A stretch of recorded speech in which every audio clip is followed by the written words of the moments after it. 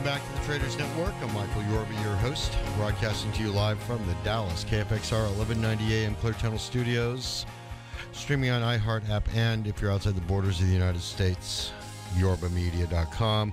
All right, on the show with me right now, Nick Santiago, President, CEO, InTheMoneyStocks.com. All right, Nick, how you been? Great, Michael. Great to be back. Thank you. I'm glad to have you. How did the trading room go this morning?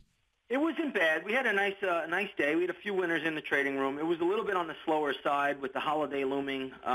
Sometimes the markets will get quiet pretty early. So the day trading was we had a few winners, and we took the day off. We closed down about 12 o'clock in the afternoon just due to the light volume. All right. Well, just as long as you walk away a winner, everybody's happy. Yeah, I mean, we still made money, and that's really the goal.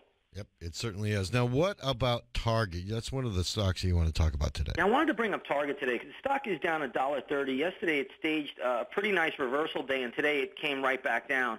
I don't think traders should even get interested in Target until this stock gets down to around $54, possibly even $53. But around that area, that's where I think the stock will find some kind of institutional support. Right now, you could just look at the chart, and it's not a pretty pattern. The stock is trading below all the major moving averages, and that's a sign that it does want to go lower. So when it gets down to around 54, that's when I'm going to really start looking at it a little closer and potentially picking up some shares at that level. Okay. All right.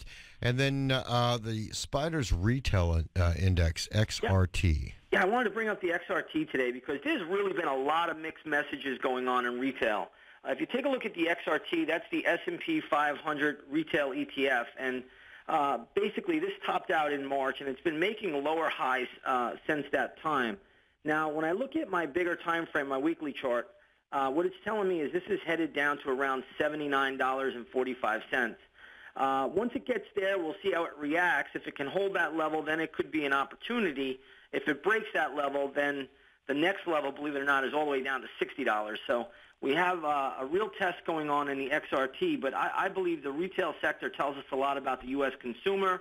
If you just look at some of the earnings reports that came out recently, Dick's Sporting Goods, DKS is the ticker symbol, was just absolutely annihilated. The stock is now trading at $43.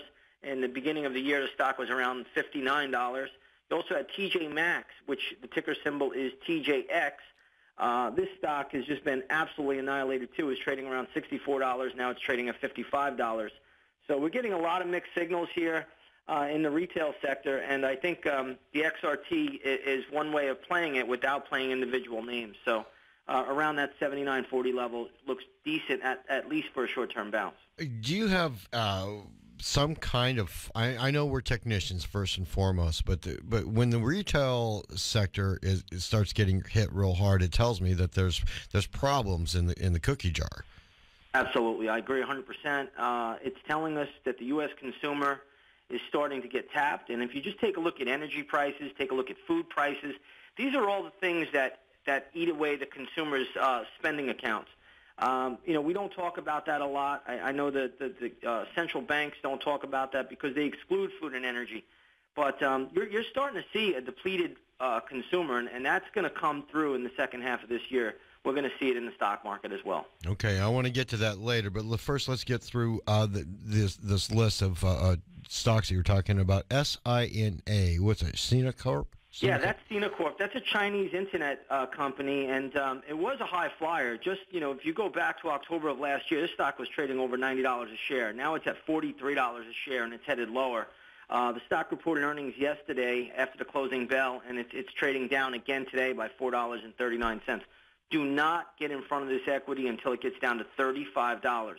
When this gets to $35, that's where the institutions will step in and support this equity. You could trade it there for a bounce, but do not look to buy this stock on the cheap. It is not cheap. It is still expensive. When it gets to $35, I think that's an opportunity where traders can step in and own this stock. But right now, I am seeing weakness in a lot of these Chinese ADRs, especially Sina Corp, which has really dropped from $90 in September of last year all the way down to $43 today. Wow. That's any fundamentals on that? I mean, once again, because this whole thing is making me think that there's something, There's definitely something bigger, Michael. If you just take a look, and we're going to get, I hope we get a chance to talk about this later, but yeah, China is in a major slowdown. You have a huge problem there. You have the shadow banking system, which is equivalent to our subprime problem. You also have ghost cities that, people, they built all these cities going up into the Olympics, and these cities are vacant. So they have a lot of unwinding to do over there, and for the most part, as long as they don't continue to create stimulus in their economy artificially, they'll get through this in a couple of years. But China has a lot of problems right now. Okay, and then here Whole Foods, I've got it up, WFM for those who are looking for the symbol. What just shellacking this thing took a couple of weeks ago. This stock has been absolutely annihilated. In October, I believe October of 2013, this was a $65 equity. Yep. It is now trading at $37.39 today, and it is going down to $34. So when it gets to $34, traders can step in, pick some shares up on the cheap there, but it is not cheap yet. It still has about $3 more worth of downside, in my opinion. I will not be stepping up to the plate on Whole Foods until it gets to $34. Okay, and then you have Baidu? And I want to talk about Baidu, which is is probably the leading Chinese ADR out there. And I know this stock right now, everybody thinks is holding up so well. It's looking strong because it's been bouncing since early April. But right now the stock's trading at $163. This stock will top out at $166. That's a level where I am looking to go short. And I'm looking to short this thing down to $130 a share. Wow. That's, you're amazing with your accuracy, and it's hard for some people to believe. But if they haven't been able to get into the trading room, give us a web address so they can get in there, because the accuracy you bring to the table is amazing. Thank you, Michael. I appreciate the nice compliment. And the web address, obviously, is www.inthemoneystocks.com. And we offer a 7-day free trial to our research center. You can see our track record right up there. Everything's posted, time-stamped, and sealed and delivered. I don't know what traders are waiting for. Just give it a shot. And then you also publish a track record, too, of what you've done with real money. Yes. Yeah, I wanted to make sure that they bring everything is up there. It's all documented. It's there for traders to see at any time. They can go to the website right now and check it out. Yeah. No hypotheticals here. All right, J.P. Morgan, I'm looking at a weekly chart here. It's below its 50-period moving average. Yes, but if you remember last week I was on your show, I said J.P. Morgan will find support at $53. And look at what it did on the 16th of May. It went down to $52.97, and there it bounced. So right now we're going to expect J.P. Morgan potentially to bounce up a little bit more because we have a holiday upon us. But if that $53 level gives way, watch out below, Michael. This is really telling that there could be big, big problems on the horizon.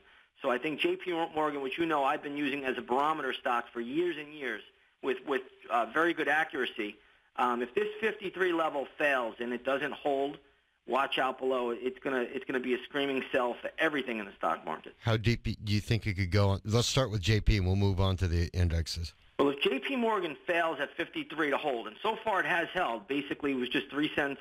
It just went 3 cents lower, and then you've gotten that bounce as we expected. But if it breaks that level with any kind of volume, I'm thinking J.P. Morgan could go down to $39. Oh, that's a major fundamental problem there. Yes.